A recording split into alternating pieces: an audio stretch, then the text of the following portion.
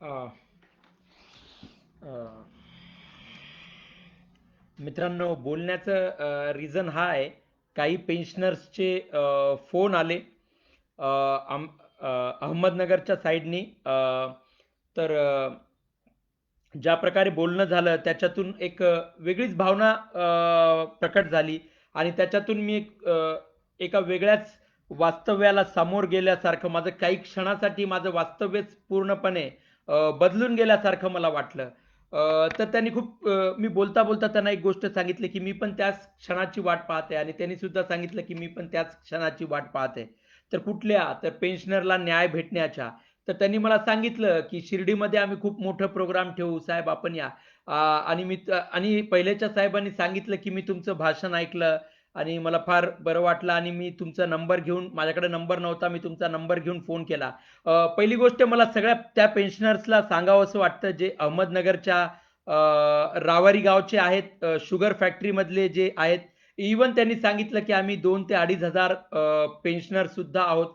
त्यातले 200-300 लोक सोशल मीडियावर ऍक्टिव्ह सुद्धा आहोत आणि वय पण जास्त झालेलं आहे. या सगळ्या गोष्टी त्यांनी सांगितल्या, त्यांचं दुःख सुद्धा त्यांनी सांगितलं आणि सोबत त्यांनी त्यांच्यामध्ये किती प्रचंड ऊर्जा आत्ताही आहे.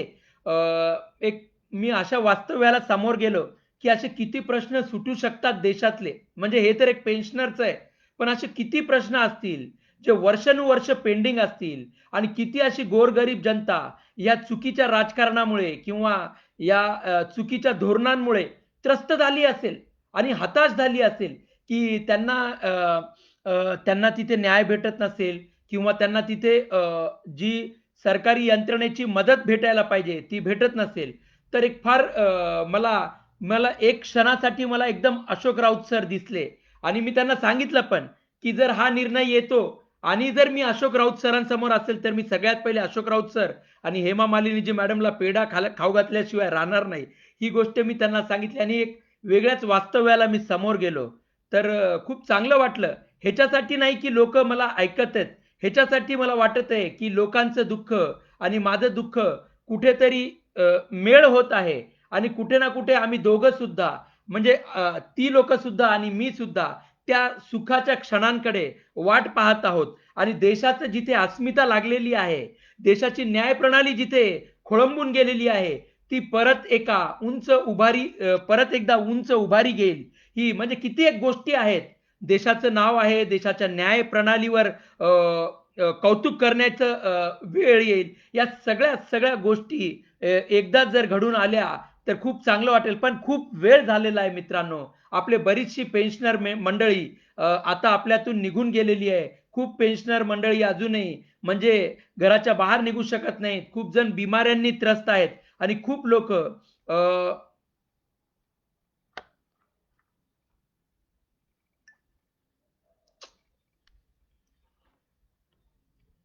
लोक वाट सुद्धा पाहत आहेत की कधीतरी अचानक आमचा तो न्याय होऊन जाईल आणि आम्ही एवढी मेहनत घेतलेली. माननीय कमांडर अशोक राऊत सरांना पण मी गोष्ट सांगू इच्छितो की एका क्षणासाठी सर, एक एक सेकंड के लिए मेरा पूरा एक रियलिटी चेंज हो गया था। ऐसे लग रहा था कि मैं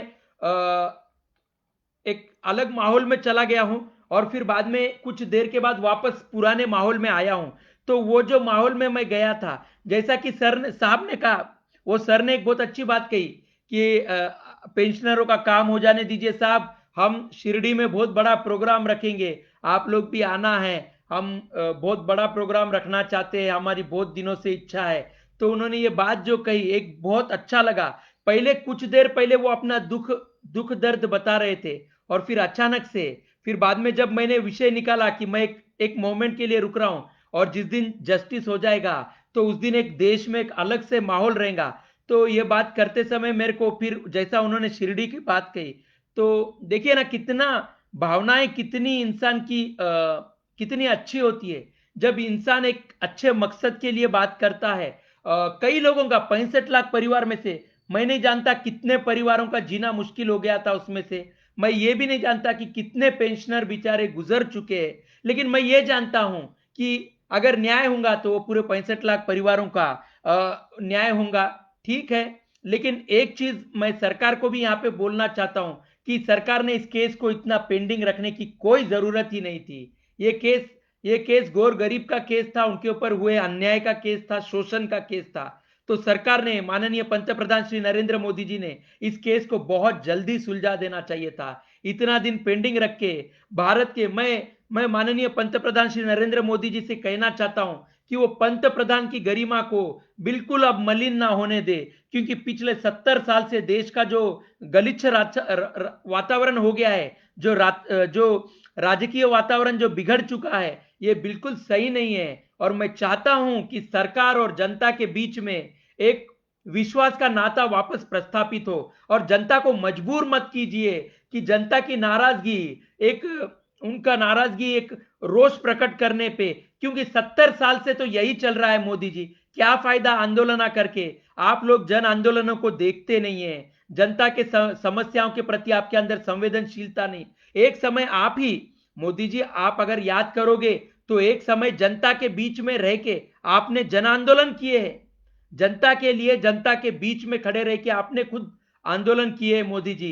तो कम से कम वो दिन याद कीजिए मोदी जी, जब आप पंत प्रधान नहीं थे और उस टाइम पे आप जनता के बीच में खड़े रह के सरकार को जवाबदेही कर रहे थे मोदी जी। वो दिन याद कीजिए। मुझे गारंटी है कि आप ज्यादा समय नहीं लगाएंगे इस विषय के लिए। जो गलतियां पहले सरकार ने की है, आप वो गलतियां ना करें मोदी जी। और देश में एक लोकशाही का, ये देश के जनता की जीत होने दीजिए मोदी जी। मैं चाहता हूं कि देश के पंत प्रधान के मैं पैर धोना चाहता हूं।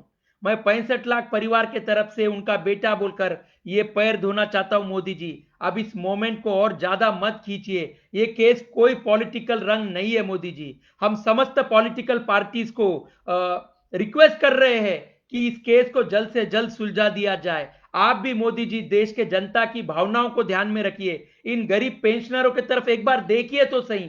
वो पूरी जिंदगी खास्ता खाते जिए हैं मोदी जी, बहुत अन्याय के साथ गुजारा है उन्होंने। अब तो भी उनके मेहनत की, उनके संघर्ष की, उनके स्वाभिमान की जीत हो जाने दीजिए मोदी जी। मैं खुद आतुर हूं आपके पैर धोने के लिए मोदी जी। मैं खुद आतुर हूं आपके पैर धोने के लिए, और कोई मेरे को उसमें छोटापन नहीं लग रहा है। उलट मेरे को फकर होगा कि मैं, मेरे देश के पंत प्रधान के पैर धोने का मेरे को मौका मिला। उन्होंने क्यों क्यों तो वो पंत प्रधान पद के लिए बोलकर नहीं, तो उस पंत प्रधान ने इन गरीब पेंशनर्स को, इन गरीब 65 लाख परिवारों को न्याय दिलाया बोलकर मेरे को वहां पे पैर धोने की ज्यादा खुशी होगी मोदी जी। न्याय दिलाने वाला हमेशा बड़ा होता है मोदी जी। राजा को न्याय के प्रति बहुत सजग होना चाहिए मोदी जी। और आप 135 करोड़ लोगों के राजा हो, माए बाप हो मोदी जी। मत कीजिए गुस्से में, नाराजगी से, हम दर्द से हम चीखते चिल्लाते हैं। लेकिन मोदी जी, हमारा मकसद किसी पार्टी को, किसी सरकार को गिराना या किसी को नीचा दिखाना नहीं। हमारा मकसद बस जस्टिस से है मोदी जी। हम सबका, हम जो लोग लड़ रहे हैं यहाँ पे, आप कम से कम एक बार माननीय कमांडर अशोक राउत सर की, उनके उनके योगदान के तरफ देखिए ना। इंटेक ने कभी उनका, इन गरीब पेंशनरों के तरफ देखा नहीं। भारत मजदूर संघ, आपके भारतीय जनता पार्टी के भारत मजदूर संघ ने कभी इन गरीब पेंशनरों की आवाज तक नहीं सुनी। उनका दर्द, आवाज तो सुनना दूर की बात है, उनका दर्द तक सुनना नहीं चाहा उन्होंने। वो माननीय कमांडर अशोक राउत सर और मेरे समस्त नैक कमेटी के योद्धाओं ने वो काम कर दिखाया। 27 राज्य घूमना मजाक नहीं है मोदी जी। इस उम्र में वो 27 राज्य घूम के, ये जो सोए हुए पेंशनर थे, जो अंदर ही अंदर घुट रहे थे, उन पेंशनर्स को जगाने का काम माननीय कमांडर अशोक राउत सर और समस्त नैक कमेटी ने किया है। और कितनी खूबसूरती से, इतने दर्द के बावजूद भी इतनी खूबसूरती से, इतनी सादगी के साथ लोकशाही का पूरा सम्मान करते हुए अनशन आंदोलन किया है। उस अनशन आंदोलन की क्या तारीफ की जाए मोदी जी, वो पूरे विश्व में जाएगा। वो विश्वव्यापी आंदोलन कहलाएगा कि गरीब पेंशनर्स के लिए नैक कमेटी ने जो आंदोलन किया था, 24 दिसंबर 2018 से जो आंदोलन चल रहा है मोदी जी, उस आंदोलन की आप गरिमा को रखिए, उसका सम्मान कीजिए मोदी जी। माननीय कमांडर अशोक राउत सर की मेहनत को आप एक बार देख लीजिए मोदी जी। आपको भी अंदाजा हो जाएगा कि इस गरीब वर्ग ने कितने खास्ता खाए, किस तरह से जीवन गुजारा है, उनका बचपन कैसा गया होगा, उनके बच्चों का, जो कम तनख्वाह में एक महीना भी जिसकी तनख्वाह बस नहीं होती थी, उनका बचपन कैसा गया होगा मोदी जी। आप जस्ट सोचिए मोदी जी। आप भी गरीब घर से आए हो मोदी जी, लेकिन आपने इस केस को पेंडिंग रख के बिल्कुल आप सही नहीं किए हो मोदी जी। इस केस को बिल्कुल राजनीतिक ढंग से मत देखिए, इसको यहाँ पे समाज कारण बोल के देखिए, क्योंकि जो जो लोग लड़ रहे हैं, जिनकी उम्र नहीं है, फिर भी वो अपने तबियत का समय, अपने घर का समय उस इस पेंशनर के लिए दिया है, इन गरीब पेंशनर्स के लिए खड़े हुए हैं। उन पेंशनर्स का सम्मान कीजिए मोदी जी, मैं आपका सम्मान करूंगा। आप पेंशनर्स को न्याय दिलाइए मोदी जी, मैं आपके पैर दूंगा इस 65 लाख परिवार के तरफ से मोदी जी। पिछले 12 साल से मेरे पिताजी घर के बाहर नहीं निकल सकते मोदी जी, निकलते नहीं है, किससे बात नहीं करते, उनके स्वाभिमान को कहीं ना कहीं चोट पहुंची है मोदी जी। कम से कम मैं चाहता हूं मेरे पिताजी के स्वाभिमान की जीत हो मोदी जी, और ये पेंशनर्स को पूरा न्याय मिलना चाहिए मोदी जी, क्योंकि ये कोई पॉलिटिकल लोग नहीं है, इन्होंने कोई भ्रष्टाचार नहीं किया है, ये अपनी ईमानदारी से नौकरी की है। लेकिन पिछली सरकार की गलत रणनीतियों के चलते, ठीक है, कोई भी आदमी गलत काम करता है अज्ञान के चलते। मोदी जी, मेरे को यहाँ पे कोई पिछली सरकार के भी ऊपर गुस्सा प्रकट नहीं करना है, मैं सिर्फ इतना कहना चाहता हूं कि इन गरीब पेंशनर्स को न्याय दिलाइए मोदी जी। आपके लेबर मिनिस्टर को जवाबदेही कीजिए मोदी जी, ईपीएफओ से इनका काम होना है। इन गरीब पेंशनरों का, इनके बाल बच्चों का पैसा बिल्कुल मत रोकिए, ईपीएफओ में बिल्कुल पैसा मत रोकिए। इन गौर गरीब पेंशनर्स का पैसा उनके उनके पेंशन खाते में डाल दीजिए, और जो पेंशनर गुजर चुके हैं उनके पत्नी को भी, उनके उनके पत्नी को भी पूरी पेंशन देनी चाहिए, आधी पेंशन मत दीजिए, क्योंकि पूरी जिंदगी वो जिल्लतों के साथ गुजारे हैं, तो इतना तो उनको सम्मान देना चाहिए। उन पेंशनर्स लेडीज को पूरा पेंशन मिलना चाहिए, और जहां पे पेंशनर और उसकी पत्नी यानी जोड़ीदार दोनों भी गुजर चुके हैं, उनके बाल बच्चों का पैसा पूरी तरह से उनके खाते में जाना चाहिए मोदी जी। बिल्कुल ईपीएफओ ने वो पैसा रोकना नहीं चाहिए, बिल्कुल पीएम सरकार ने वो पैसा रोकना नहीं चाहिए। जिसका पैसा है उसको पैसा ब्याज के साथ, इंटरेस्ट के साथ उनका पैसा दे दीजिए, क्योंकि बहुत साल उनका पैसा उनसे रोका गया। अगर वो बैंक में डालते थे पैसा तो उनका इंटरेस्ट आता था मोदी जी, ये बात आपको समझनी चाहिए मोदी जी। आपसे बहुत उम्मीदें लगाई है, कांग्रेस पार्टी से भी बहुत उम्मीदें लगाई है कि अब तो भी कांग्रेस पार्टी इन गोर गरीब पेंशनर्स के कम से कम बचे हुए दिन, उनके स्वाभिमान की जीत करने के लिए कांग्रेस पार्टी, भारतीय जनता पार्टी को वहां पे जाके प्रोत्साहित करे कि इन गोर गरीब जनता का काम पहले कर दिया जाए। ये कोई पॉलिटिकल नहीं, मैं समस्त पॉलिटिकल पार्टीज को लिख रहा हूं, मेरे तरफ से उनको मेल कर रहा हूं, और नैक कमिटी इतने सारे लेटर्स भेज रही है। कितनी मेहनत ली है सर उन्होंने, 6-7 साल से, मैं तो भी 4-5 महीने से कर रहा हूं, वो तो कितने 10-12 साल से मेहनत कर रहे हैं। उनकी एज देखिए, और उन्होंने किस तरह से वो लड़ाई को यहां तक लाया है मोदी जी, वो देखिए। बहुत ही काबिले तारीफ लड़ाई है,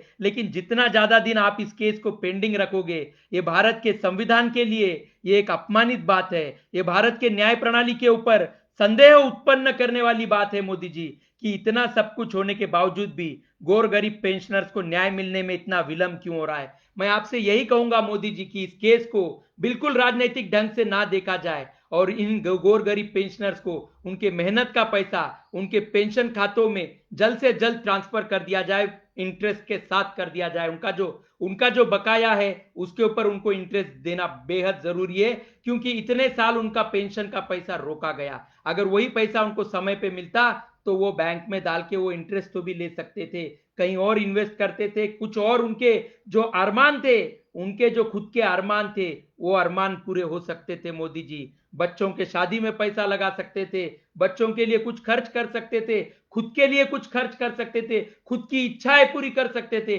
कई पेंशनर गुजर गए मोदी जी, लेकिन ये बेहद पेचीदा केस बना के रखा। ये केस गोर गरीब जनता का, ऐसे कितने शोषण के केस इस देश में होंगे। तो देखिए ना मोदी जी, वो पेंशनर ने मेरे को फोन किया, और सिर्फ हमने 1 मिनट के लिए वो बात निकली कि मैंने बोला कि मैं बस उस मोमेंट का इंतजार कर रहा हूं जब गोर गरीब पेंशनर्स को न्याय मिलेगा, तो माहौल कुछ और होगा। मैं चाहता हूं कि अशोक राउत सर और हेमा मालिनी जी मैडम को पेड़ा खिलाना चाहता हूं। मुझे नहीं पता उनसे कब मुलाकात होगी, लेकिन मैंने मेरी 1 सेकंड में मेरी भावना प्रकट कर दी, और उन्होंने भी अपनी भावना प्रकट कर दी कि उन्होंने कहा, साहेब जेव्हा हे सगळं होईल ना, आम्ही शिर्डीला खूप मोठं प्रोग्राम ठेवणार आहोत। इतनी बड़ी भावना एक 72 साल का पेंशनर बोल रहा है मोदी जी, इसका मतलब कहीं ना कहीं उसके स्वाभिमान को चोट लगी है, और वो चाहता है कि भारत की न्याय प्रणाली उस पेंशनर को न्याय दिलाए। ये उसका अधिकार है मोदी जी, कॉन्स्टिट्यूशनल अधिकार है। और इन गोर गरीब जनता ने, इन पेंशनर्स ने बहुत समय इंतजार किया है मोदी जी। कम से कम आप उस उम्मीद को पूरा कीजिए मोदी जी। और हम आपसे बहुत आस लगाए बैठे हैं मोदी जी। हमको न्याय से मतलब है मोदी जी। आपकी सरकार गिराने, आपको अपमानित करने हमको ये नहीं है। आप हमें हमारा सम्मान लौटा दीजिए मोदी जी। हम आपको आपका सम्मान लौटाते हैं, कांग्रेस पार्टी को उनका सम्मान। हमको नहीं मालूम किसने क्या गलत काम किए, क्या करना है क्या नहीं, लेकिन हम हमारे पेंशन के प्रति, हमारे गोल के प्रति सजग है मोदी जी। क्या बचा है मोदी जी? 90% जिंदगी हमने गरीबी में निकाले, दर्द से निकाले। महीना भर तनख्वाह बस नहीं होती थी। मेरे पिताजी की महीना भर तनख्वाह बस नहीं होती थी मोदी जी। इधर उधर से पैसे लेना पड़ता था, नहीं तो फिर उधारी पे सामान लाना पड़ता था मोदी जी। 30 से 35 साल हमने ऐसे ही जीवन गुजारा है मोदी जी। अगर मेरे पिता का मैं जीवन देखूं तो ऐसे जीवन गुजारा है मोदी जी। बहुत रोना आता है मोदी जी कभी कभी अगर ये बात करके। कोई इंसान ईमानदारी से नौकरी करके उसके ऊपर घटिया राजकारण जब होता है तो बेहद बुरा लगता है मोदी जी। तो मैं यही कहना चाहता हूं, राजनीति देश को आगे बढ़ाने के लिए, देश को अच्छे प्रोजेक्ट्स लाने के लिए, देश का सर्वांगीण विकास करने के लिए राजनीति करनी चाहिए। ना कि किसी के परिवार के ऊपर, ना ही किसी पेंशनर के ऊपर, ना ही किसी गोर गरीब जनता के भविष्य के ऊपर कोई राजनीति नहीं होनी चाहिए मोदी जी। क्योंकि गोर गरीब जनता अंदर ही अंदर घुट के मर जाते हैं। वो लड़ नहीं सकते आपके तरह, उनके पास पैसा नहीं, उनके पास पॉलिटिकल ताकत नहीं होती है, समाज में उनकी कोई रेस्पेक्ट नहीं होती है। अगर वो मर रहे भी होंगे, चीख रहे भी होंगे, चिल्ला रहे भी होंगे तो कोई आता नहीं है मोदी जी। आप नेता लोग अगर आवाज देते हो कि मेरी सभा है, तो करोड़ों लोग जमा हो जाते हैं मोदी जी। लेकिन गरीब पेंशनर के लिए कोई नहीं होता है। इतना डिफिकल्ट काम माननीय कमांडर श्री अशोक राउत सर जी ने किया है। इतना डिफिकल्ट काम किया है। और माननीय श्रीमती हेमा मालिनी जी मैडम को भी मैं तारीफ करता हूं कि उन्होंने आप तक जिस तरह से अशोक राउत सर और नैक कमेटी के अन्य वरिष्ठ गणों को आप तक लाके अपनी आवाज, अपना उनका दर्द वहां तक आपको बयान करने का मौका दिया, वो मैं उसके लिए उनका सदैव ऋणी रहूंगा। और हेमा मालिनी जी मैडम को भी मैं यही कहना चाहता हूं कि मैम अब और इंतजार नहीं होता मैम, अब आखिरी कोशिश करके अब इसको सिर्फ रिजल्ट में परिवर्तित कर दीजिए मैडम। पेंशनर लोग है मैडम, आंदोलन ये सब ये अच्छा नहीं लग रहा है। भारत के संविधान को और भारत के न्याय प्रणाली के ऊपर संदेह उत्पन्न कर रहा है मैडम। क्योंकि इतना सब कुछ होने के बाद, इतना एक्सपोज होने के बाद में भी अगर सरकार अगर इन गोर गरीब जनता को न्याय नहीं देती है तो कहीं ना कहीं लोकशाही का यह अपमान है, देश के संविधान का अपमान है। ये चीज मेरे को यहाँ पे बयान करना है मैम। तो मैं आपसे यही कहूंगा कि आप आखिरी बार अशोक राउत सर को, और आप पर्सनली जाके माननीय नरेंद्र मोदी जी को याद दिलाना पड़ रहा है तो जाके वहां पे याद दिलाइए और ये रिजल्ट आप परिवर्तित करवा दीजिए मैडम। रोज पेंशनर गुजर रहे हैं, कोई पेंशनर कितने मुश्किल से काम करता होगा, भाग दौड़ करने लगाना, खासदारों को निवेदन देने लगाना, क्या क्या है। मैं एक सवाल पूछता हूं, खासदार कहते हैं हाँ ठीक है हम बात करेंगे। काहे का बात करेंगे आप? आपको टाइम है, आपको अगले 5 साल भी है, लेकिन वो पेंशनर्स को कितना समय बचा है वो भी नहीं जानते हैं। कितनी कितनी बुरी बात है। दुनिया का सबसे बड़ा संविधान रहते हुए भी आज हमारे देश में ये कैसा वातावरण हो चुका है, ये कैसे कायदे लाए जा रहे हैं, ये कैसा वातावरण बर्बाद कर दिया जा रहा है, समय बर्बाद किया जा रहा है। हम गोर गरीब जनता को कोरोना बोरोना कुछ नहीं होता है मोदी जी। हम गोर गरीब जनता को एक ही दो बीमारियां हैं, हम गरीब जनता को दो बीमारियां हैं, एक तो गरीबी और दूसरा अज्ञान। ये दो बीमारियां हमारे को है मोदी जी। ये दो बीमारियों से हम जब तंदुरुस्त थे तब भी जी नहीं सके, अब तो हम बीमार हो चुके हैं, मौत के आखिरी स्टेज में हम खड़े वाले हैं। आप काहे का कोरोना हमारे को छुएगा मोदी जी? तो मैं यही बात कहूंगा मोदी जी आपसे कि आप गरीब पेंशनर्स को और इसको समाज कारण की तरह देखिए। मैं माननीय उद्धव जी ठाकरे जी को भी कहना चाहता हूं कि वो 80% समाज कारण की बात करते हैं और 20% राजकारण की। माननीय उद्धव भाऊ ठाकरे जी, आपसे एक ही बात कहूंगा कि इन गोर गरीब पेंशनर्स को देख के तो भी आप एक चीज को तो भी अंदाजा लगाइए कि ये राजकारण का नहीं तो ये समाज कारण का। आपके 80% की जो नैतिकता है वो ये गोर गरीब पेंशनर उसी में आते हैं। आप अपनी थोड़ी सी ताकत लगा दीजिए और मोदी जी को यहाँ पे इन गोर गरीब पेंशनर्स को न्याय दिलाने के लिए प्रोत्साहित कीजिए। मैं आपसे भी यही कह रहा हूं। अखिलेश यादव सर को भी आज उनको भी आज पत्र लिखा है, उनके ऑफिशियल मेल आईडी के ऊपर भी पत्र भेजा है। अगर कोई समाजवादी पार्टी के कार्यकर्ता या सपोर्टर यहाँ पे है मेरे फ्रेंड सर्कल में, तो प्लीज समाजवादी पार्टी के किसी नेतागण तक और माननीय श्री अखिलेश यादव सर तक मेरी आवाज पहुंचाने की कोशिश करे कि गोर गरीब पेंशनर उनका इंतजार कर रहे, वो मोदी जी को प्रोत्साहित करे ये गरीब पेंशनर्स को न्याय दिलाने के लिए। BSP supremo Mayawati ji madam को भी मैंने पत्र लिखा है, उनके भी ऑफिशियल, उनके ऑफिस के ऑफिशियल नंबर के ऊपर फोन करके वहां से मेरे को ईमेल आईडी मिला है बहुजन समाज पार्टी का, वहां पे भी मैंने मेल किया है। मैं श्रीमती मैं मायावती मैडम जी को भी यही कहूंगा, ऑनेबल मायावती मैडम जी को, कि वो भी ये गोर गरीब पेंशनर्स के लिए थोड़ा मोदी जी को प्रोत्साहित करे। वो हमेशा से शोषित वर्ग और पीड़ित वर्ग की बात करती है, और वो हमेशा से उनका पॉलिटिकल एजेंडा भी वही है, शोषित वर्ग के लिए, पीड़ित वर्ग के लिए, वो पिछड़े वर्ग के लिए वो हमेशा से आवाज उठाती है। तो आज वो पंत प्रधान श्री नरेंद्र मोदी जी को प्रोत्साहित करे इन गोर गरीब पेंशनर्स को न्याय दिलाने के लिए।